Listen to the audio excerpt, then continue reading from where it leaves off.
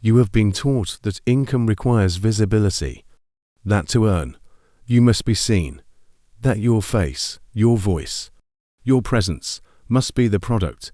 This is not an economic truth. It is a cultural marketing assumption, and it has convinced an entire generation of introverted women that their natural orientation toward privacy is a disadvantage in the economy. It is not. Visibility is one distribution channel, not the only one. What most people call passive income is actually deferred active income. You front-load the labor, then receive payment over time. The question is not whether you can build it without a camera. The question is whether you can build it without dependence on your ongoing presence. And the answer is yes, but only if you stop designing income around performance and start designing it around systems. Here is what that looks like. Digital products do not require your face.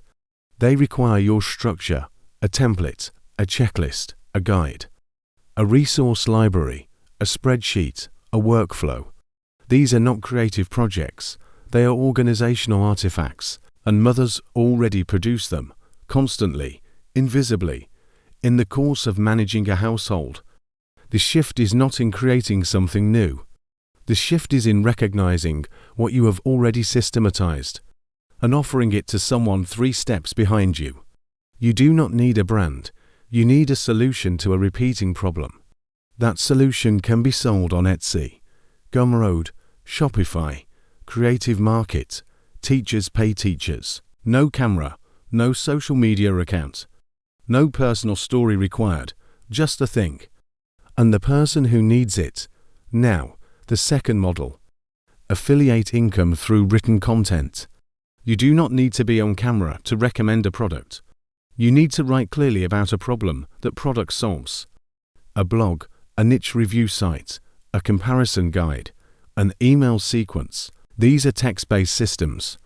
They can be written once, updated occasionally, and linked to affiliate programs that pay per conversion. Amazon Associates, ShareSale, CJ Affiliate, Rakuten. You write the guide. You embed the link. The system does the rest. No performance, no personality, just information and utility. The third model. Print on demand with no storefront management. You design once, upload to a platform. The platform handles production, shipping, customer service. Redbubble, Society6, Zazzle, Printful. Your role is not to sell. Your role is to create a repeating visual or text-based asset that appeals to a specific micro-audience. Motherhood humor, minimalist planning layouts, niche hobby graphics. You are not the brand. The design is. And once it is uploaded, it sits there, earning, without your face attached. Now, the fourth model. Stock photography, illustrations or audio.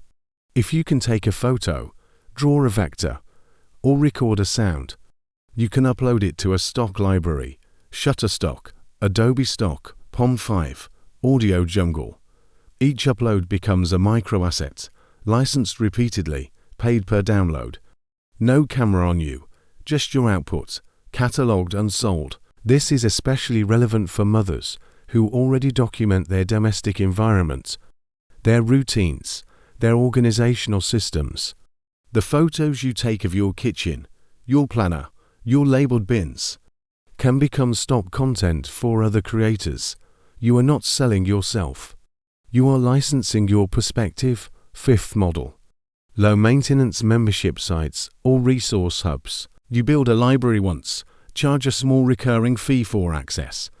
No live calls, no ongoing content creation. Just a static repository of value that people pay to enter. This works for niche parenting resources, homeschool curricula, meal planning databases, household management templates, Memberful, Patreon, Gumroad subscriptions. Your role is not to perform community. Your role is to organize information and keep the door open. Sixth model. Licensing your written work or designs to other platforms. If you write well, you can license articles to niche publications.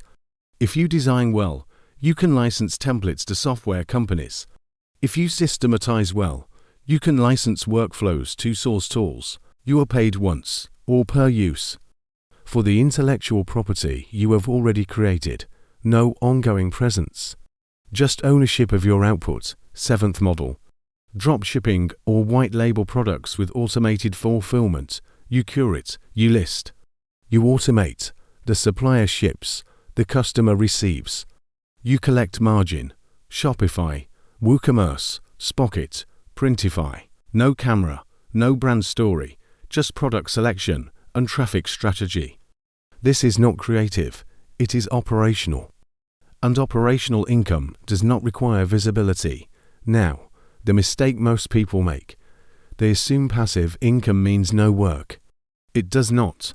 It means no recurring performance. You still build the system. You still refine the offer. You still drive the initial traffic. But once the system is in place, your presence is optional. That is the difference. Active income trades time for money. Every single transaction. Passive income trades system design for recurring access. One requires you to show up forever. The other requires you to build well once. And here is the part no one tells you. The most sustainable passive income is not the one with the biggest launch. It is the one that aligns with your actual capacity, your actual skills, and your actual tolerance for maintenance. If you hate writing, do not build a blog. If you hate design, do not build a print shop. If you hate logistics, do not dropship. Build from what you already do well. In private, without needing applause. That is where the income lasts. Because it is not dependent on your performance. It is dependent on your structure, and structure you already have. You have been running a household, managing systems, solving problems, optimizing workflows. You have just been doing it for free. The shift is not in becoming someone else. The shift is in recognizing that what you do, in the background, without a camera, has economic value. And that value can be packaged, distributed, and sold, without your face ever appearing. Disclaimer: this content is for informational and reflective purposes only. It is not financial, legal, or professional advice. All business decisions, platform choices, and income strategies should be researched independently and tailored to your individual circumstances.